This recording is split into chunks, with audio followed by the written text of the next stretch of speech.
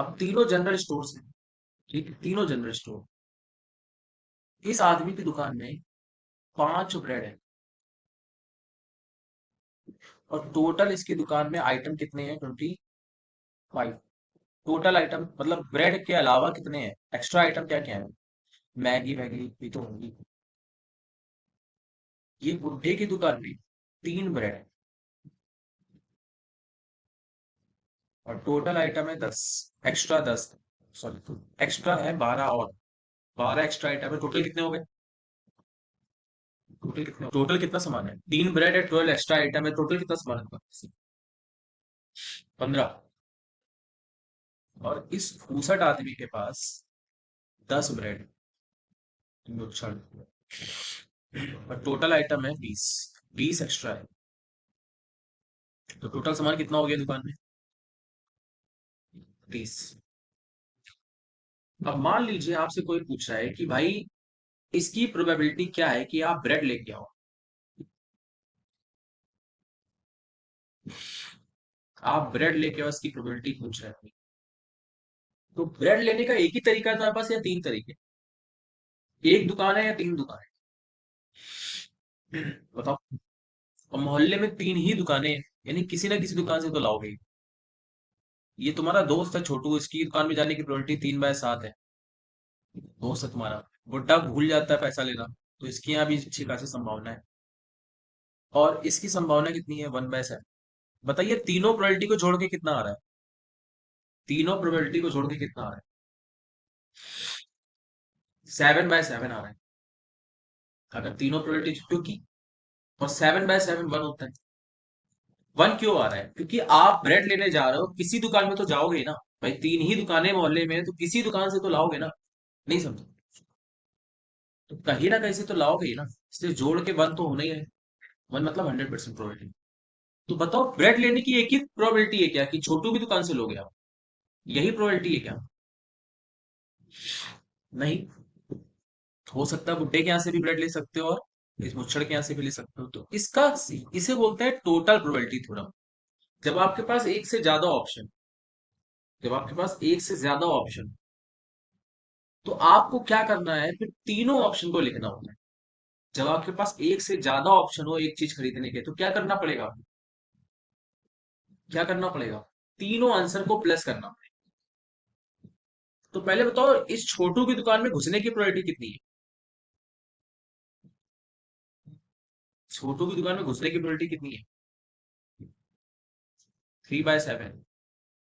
अब आप इंटर तो कर ही चुके हो। इंटर करने के बाद ब्रेड तुम लेओगे, इसकी प्रोबेबिलिटी क्या है? 5 बाय टोटल आइटम कितने हैं? क्या यही एक तरीका है ब्रेड लेने का? नहीं। हम बुड्ढे के यहां से भी ले सकते हैं। तो बुड्ढे के यहाँ घुसने की प्रोबेबिलिटी पहले लिखो। बुड्ढे के यहाँ घुसने की प्रोबेबिलिटी कितनी है? तो मान लीजिए आप अंदर आ ही चुके हो, तो अब ब्रेड ले लो, इसकी प्रोबेबिलिटी क्या है?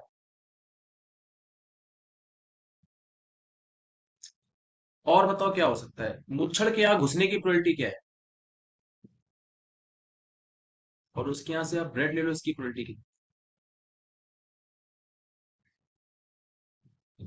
ये आपका आ गया ब्रेड लेने की प्रोबेबिलिटी का आंसर। समझ में आई बात नहीं? जब आपके पास एक से ज्यादा ऑप्शन होते हैं, तो आप एक दुकान, तीनों ऑप्शन में घुसो, और घुसने के बाद ब्रेड लेने की प्रोबेबिलिटी। बुड्ढे की दुकान में घुसा और घुस के ब्रेड लेने की प्रोबेबिलिटी। और यही काम एक और तरीके से कर सकते हैं, मुच्छड़ की दुकान में घुसे और घुसने के बाद ब्रेड ही लोगे, इसकी प्रोबेबिलिटी कितनी है? 10/10। तो ब्रेड लेने की प्रोबेबिलिटी क्या होगी? कि आप ब्रेड आज घर से निकले हो तो ब्रेड लेके आओगे। ये जरूरी थोड़ी ना है ब्रेड लेके आओगे। क्या पता आप दुकान में जाओ और वहां से क्या ले आओ? बटर ले आओ, ये भी तो हो सकता है। तो ब्रेड लाने की प्रोबेबिलिटी 100% नहीं है। आप मार्केट गए हो, पर ब्रेड ही लोगे ये कोई जरूरी नहीं है। तो देखो 3 और 3 कट जाएगा, और 5 से 10 कट जाएगा, तो ये आ जाएगा 1/14। इधर देखो, ये इससे कट गया तो 1/5 आ जाएगा। तो ये कितना आ जाएगा? 3/35। और यार ये देखो, ये कट गया। 1/20। बताइए 14, 35 और 21 का एलसीएम क्या होता है? ये तीनों सात के टेबल में वैसे आते हैं। 140 नहीं, बताइए कोई नंबर या जो सबके एलसीएम लेना आता है क्या? नहीं आता। अगर नहीं आता है तो बताता हूँ मैं एलसीएम। एलसीएम लेने का तरीका ये होता है, और नहीं आता होगा मुझे पता है, हंसने की बात नहीं है। एलसीएम लेने का तरीका होता है, पहले वो चीज लिखो जो तीनों में कॉमन है। कुछ ऐसा है जो तीनों में कॉमन है। कुछ ऐसा बताओ जो तीनों में कॉमन है। 7। और उसको तुरंत काट दो हर नंबर से। यहाँ 5 बचा, यहाँ पे बचा कि 3। अब कुछ दो में कॉमन है क्या? नहीं है। तो अब जो कुछ बचा उसको लिखो। कितना हुआ? 10 और 21 कितना हुआ? 210। तो 210 बनाने के लिए किससे मल्टीप्लाई करोगे 14 को? 15 से। 35 को किससे करोगे? 6 से। तो 6 × 3 कितना हो जाएगा? और 21 को, ये आपकी ब्रेड लेने की प्रोबेबिलिटी कितनी आ गई भाई? 43 अपॉन टोटल प्रोबेबिलिटी थ्योरम पता होना चाहिए आपको क्या हुआ है। जब आपको एक काम करने की एक से ज्यादा संभावनाएं दिख रही है क्वेश्चन में, तो सबको लिखो, नहीं तो गलत आंसर आएगा तुम्हारा। तो आप घर से निकले हो, लेकिन गारंटी नहीं थी कि आप ब्रेड लेके आते ही। ब्रेड लेने की प्रोबेबिलिटी सिर्फ कितनी है अभी भी? 43/210 ही है। हो सकता है आप अंडा लेके चले जाओ दुकान से, किसी। नहीं, नहीं समझे। टोटल प्रोबेबिलिटी थ्योरम क्लियर है आपको या नहीं? क्यों भाई? नहीं क्लियर है? ठीक है। अब भैया क्वेश्चन लगाओ यार, ठीक है। हाँ तो कुछ और मजा आए। आपको लगेगा कि हाँ, ये क्या 4 नंबर कन्वर्ट हो गए। ठीक। चलो आगे देखते हैं फिर। देखो जरा ध्यान से समझना।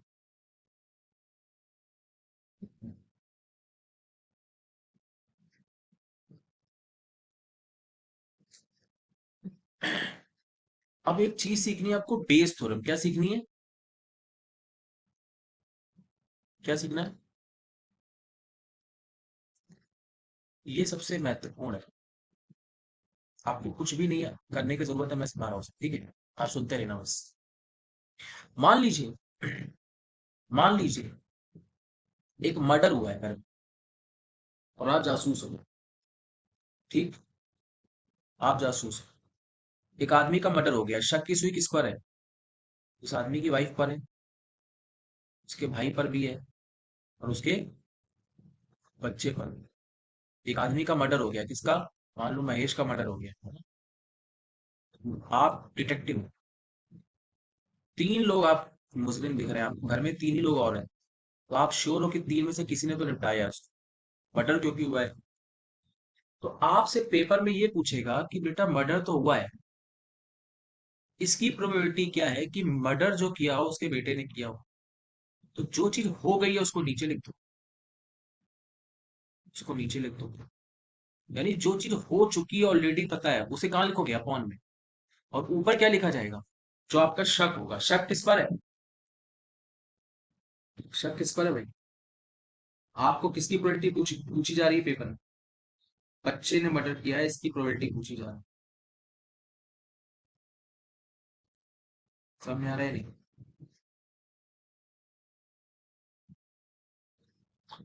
करोगे कैसे इस सवाल? इसको करोगे कैसे? इसको करने का एक तरीका बता दो, जिससे बेस थ्योरम हो। इसको जस्ट पलट, मतलब क्या लिख दो?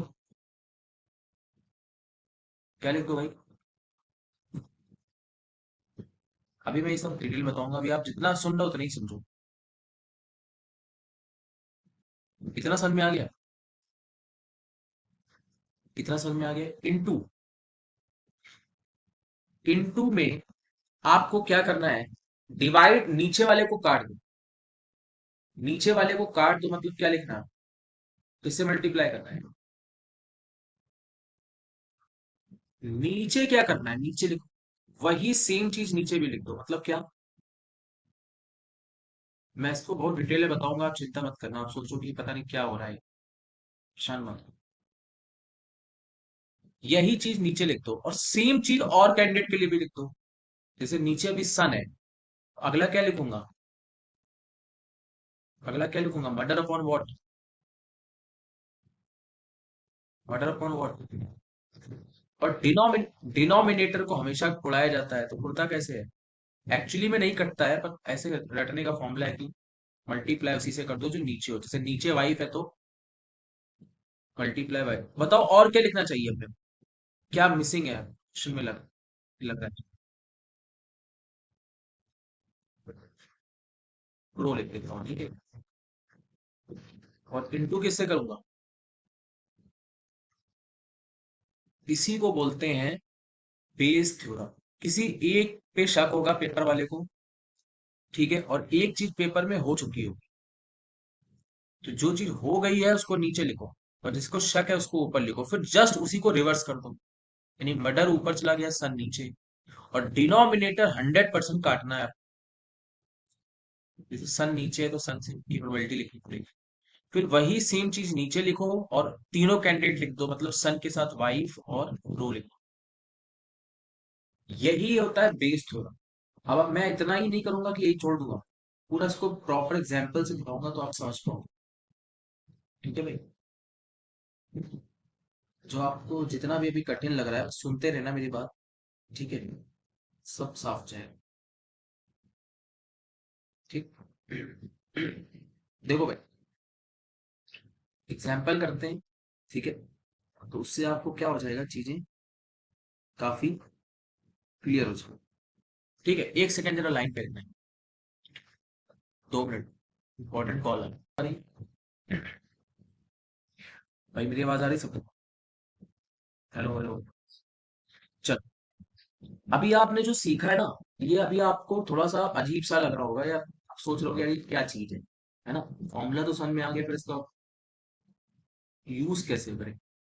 ठीक है, तो एक क्वेश्चन दिखा रहा हूं आपको, ठीक है? उससे आपको थोड़ा थोड़ा आइडिया अपने आप ही लग जाएगा कि कैसे यूज कराया जाता है इस चीज को, ठीक है? फिर आप समझ जाओगे कि यार ये बड़ा आसान है, बेवजह में ही आप डर रहे हैं। ठीक। अभी स्क्रीन पे एक क्वेश्चन ला रहा हूं तुम्हें, ठीक? एक स्क्रीन पर क्वेश्चन ला रहा हूँ, एक सेकंड के अंदर। उससे आप उसी के जरिए आपको बिल्कुल बेटर समझ में आ जाए।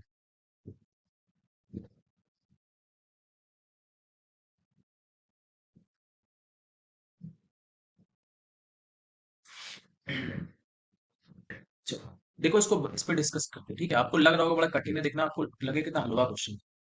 ये बेस थ्योरम का क्वेश्चन है, जेई में आया हुआ है, कुछ नहीं देखना। कह रहा है एक कंपनी है, एक कंपनी है, ठीक? जिस जिस 2 प्लांट्स हैं और दोनों प्लांट पे क्या बनती है? बाइसिकल बनती है। क्या बनती है?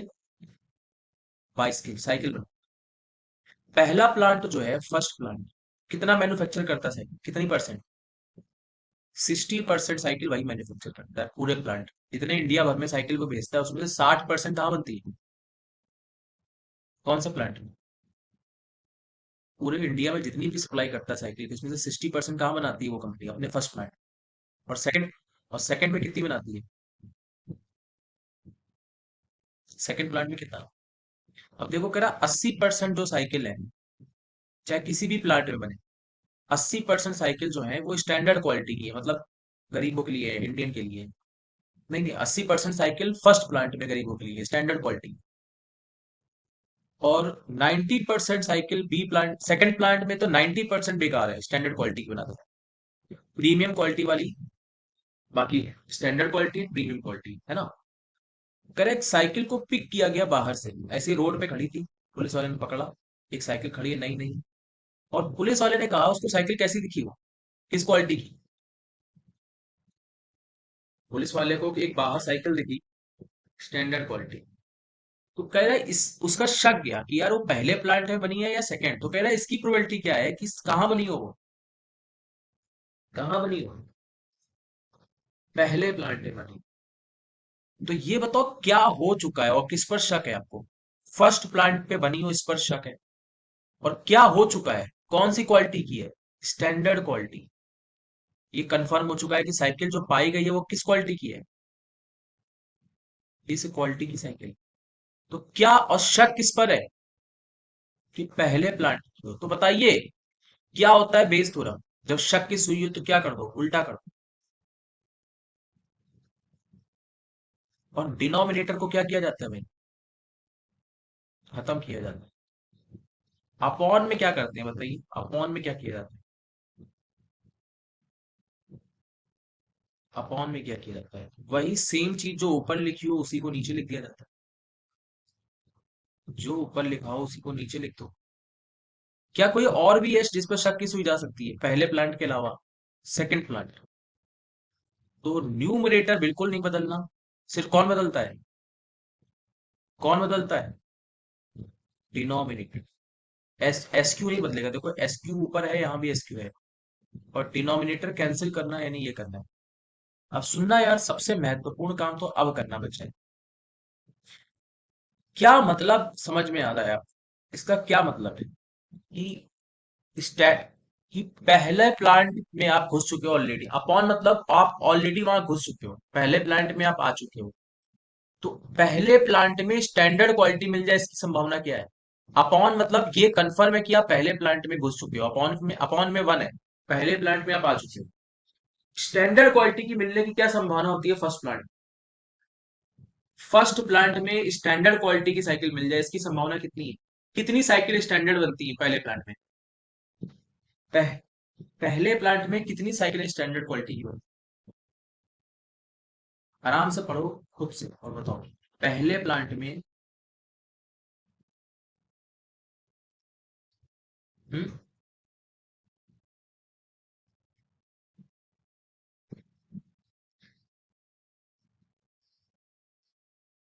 भाई कितनी साइकिलें पहले प्लांट में स्टैंडर्ड बनती है? 80%। यानी 80% की संभावना है पहले प्लांट में आप घुसो और आंख बंद करके एक साइकिल उठाओ, तो उसकी स्टैंडर्ड क्वालिटी होने की संभावना कितनी है? 80%, यानी 80/100। अच्छा, इसकी क्या संभावना है कि आप पहले की कोई साइकिल उठाओ तो वो पहले प्लांट की हो, इसकी संभावना क्या है? या पीआई फर्स्ट प्लांट में घुसने की प्रोबेबिलिटी क्या है? एक जनरल साइकिल फर्स्ट प्लांट में बने इसकी संभावना क्या है? टोटल साइकिल में से कितनी परसेंट फर्स्ट प्लांट में बनती है?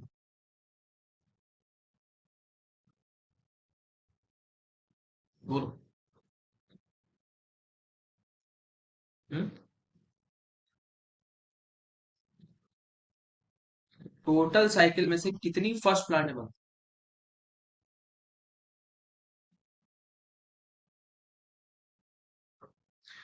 यानी कि एक रैंडम साइकिल फर्स्ट प्लांट की हो, पी आई की प्रोबेबिलिटी, पी फर्स्ट मतलब कोई भी साइकिल पहले प्लांट में से बिलोंग करती है, इसकी प्रोबेबिलिटी कितनी है? कोई भी साइकिल पहले प्लांट में बिलोंग करती है, इसकी साइकिल इसकी प्रोबेबिलिटी कितनी है? 60/100। अब बताओ नीचे क्या होता है? नीचे जो ऊपर लिखो भाई उसी को कॉपी कर दो नीचे। नीचे क्या होता है? जो ऊपर लिखा उसी को कॉपी कर दो। तो नीचे क्या आ जाएगा? बताओ ना यार, नीचे क्या होगा? जो ऊपर लिखा है 80/100 इंटू 60/100, वही सेम कहाँ आ जाए? अब यार देखो, एक पहले एग्जाम्पल में शायद प्रॉब्लम हो, दूसरे में क्लियर हो जाए। अब बताओ अगला क्या काम करना है कि आप कहाँ घुस चुके हो? सेकंड प्लांट में ऑलरेडी घुसे हो। अपॉन में अपॉन के नीचे मतलब ऑलरेडी घुस चुके हो सेकंड प्लांट। और सेकंड प्लांट में घुसने के बाद क्या संभावना है कि आंख बंद करके साइकिल उठाओ तो वो स्टैंडर्ड क्वालिटी की निकले? बताओ भाई क्या संभावना है?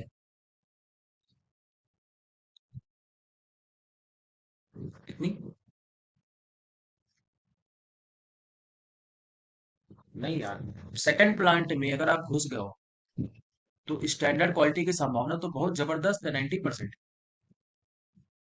सेकंड प्लांट में तुम घुस गया तो स्टैंडर्ड क्वालिटी की संभावना कितनी होती है?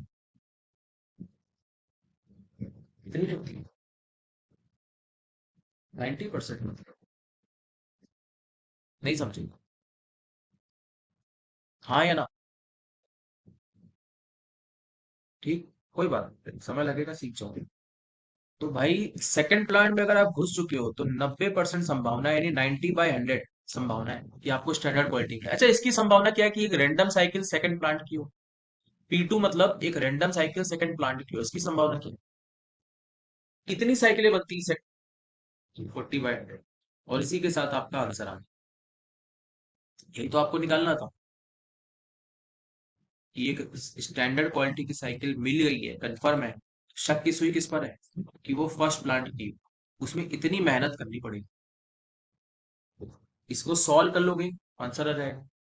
एक जीरो कट गया, ये जीरो इससे कट गया, तो ये आ गया 48/100। कितना? 48/100। नीचे क्या आएगा? ये तो ऊपर वाले ही लिखा जाता है, वो तो 48/100 हो जाएगा। ये क्या हो जाएगा? कट गया तो कितना बचा? 9 × 4 कितना होता है? 36/100। फाइनली भाई आंसर कितना आएगा बताइए? फाइनली आंसर 48/100 अपॉन 84/100 आ जाएगा। 100 कट गया, 48/84 आ जाएगा। दोनों किसकी टेबल में आते हैं? 12 की, है ना? तो ये कितना आ जाएगा? 4/7। ठीक है ना? कोई डाउट है भाई किसी को? ठीक, इसमें देखो जल्दी कॉन्फिडेंस नहीं आता है। पूरे चैप्टर में कुछ अगर है सीखने लायक तो यही है, बेस्ट होता है यही। थोड़ा सा टिपिकल होता है और एक ही चीजें जो थोड़ा वक्त लगता है। ठीक है, क्योंकि अलग अलग प्रॉब्लम में अलग अलग कहानियां हैं। साइकिल वाली कहानी